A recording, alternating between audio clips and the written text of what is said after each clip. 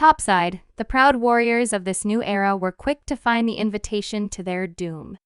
It appeared as a large opening in the earth. "Sergeant," said the one who'd discovered it once the rest of their team arrived. "We found what seems to be a large tunnel leading to some kind of central location. Looks big, but the Sats can't get a clean look through all those layers of sand." "Shit," swore the sergeant. "I hate tunnel work. I hate what's usually in 'em," grunted another. "This might be a little different, though. It's big enough to walk in upright." "Well, hallelujah, then. It's big enough for them to hide and take pot shots." "Send Marcus in first," suggested one of them. "Why? Ain't it obvious? He's black." "The fuck is that supposed to mean?" asked the one named Marcus. "It's dark in there. You'll be harder to see." "Why? What did you think I meant?" "Our first day back stateside. I'm fucking your girl, Miller," vowed Marcus. "Fine by me," replied Miller. "I think biracial children are beautiful. You ain't raising my kid, Miller." "Well, if his real dad's black, then statistically speaking, I probably will," Miller smirked. "1, those stats are bullshit, and 2, you really think I'm going in raw on someone who lets you fuck her?" asked Marcus. "Hey, Jody is a beautiful girl, and you should show some respect," Miller said as he got in Marcus's face. "You know I'd knock your fucking teeth out if the meth wasn't doing the job for me." "Fuck you, Marcus. You know I haven't had a pipe since we invaded this sandbox." "Liberated, you mean?" "I said what I said." The ancient demon spider awakened from the sleep of centuries to the sound of marching boots and grinned maliciously at the slaughter to come. The creature sat within its cocoon and awaited the approach of its prey. How long had it rested within its nest to await the return of the meat to its lair? This ancient castle buried beneath the sands of this land had been the doom of many adventurers. Uncertainty briefly touched the creature's mind. It had never been greatly attuned to the passing of time, but it still maintained a general awareness of the seasons. Something was different now. The approaching meat smelled strange. There was no doubt that they were warriors of a sort.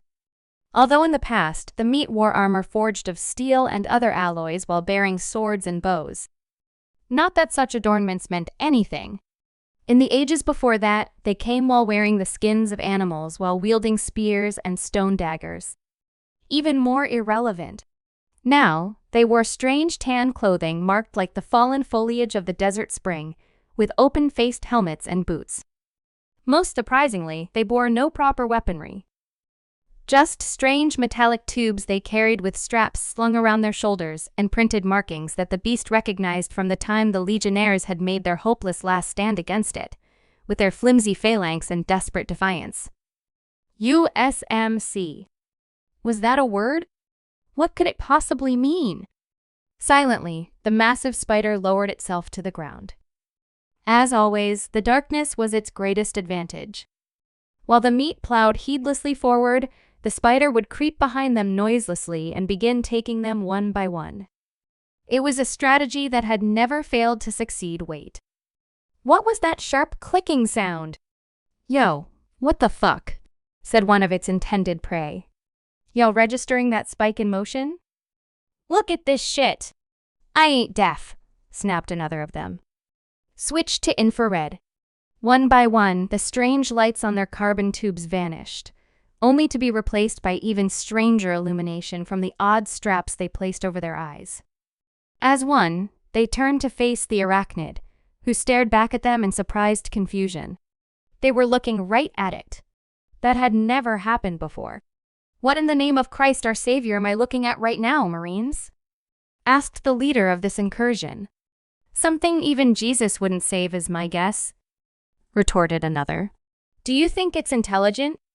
asked Miller. "I think this motherfucker tried to flank us and got caught," Slippin replied Marcus. "You think that makes him hostile?" pressed Miller.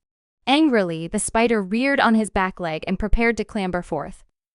It had never been so humiliated before, but now this chattering meat would quickly learn its place.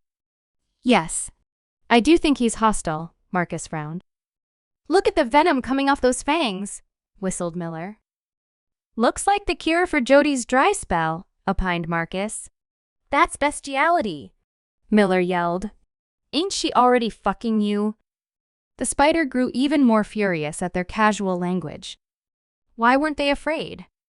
Why weren't they praying to their feeble gods for mercy? Why had they spread out to point those strange devices at it? Weapons free, shouted their leader. What did weapons free mean? With a hideous eruption of terrifying noise and unspeakable pain, the spider quickly learned.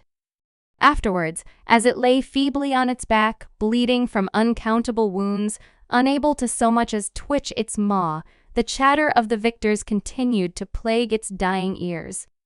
After making sure to get their pictures taken beside it, they asked, "Where do you think it came from? How long has it been here? What do you think it tastes like?"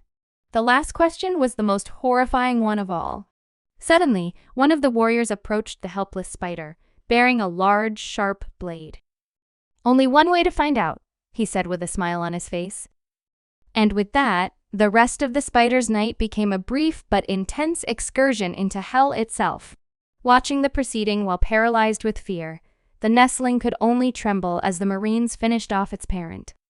What sort of beasts were they? The kind the nestling hoped never to encounter again. If fate were generous and the gods were real, it would never see their like ever again. With that thought in mind, it carefully began to back away.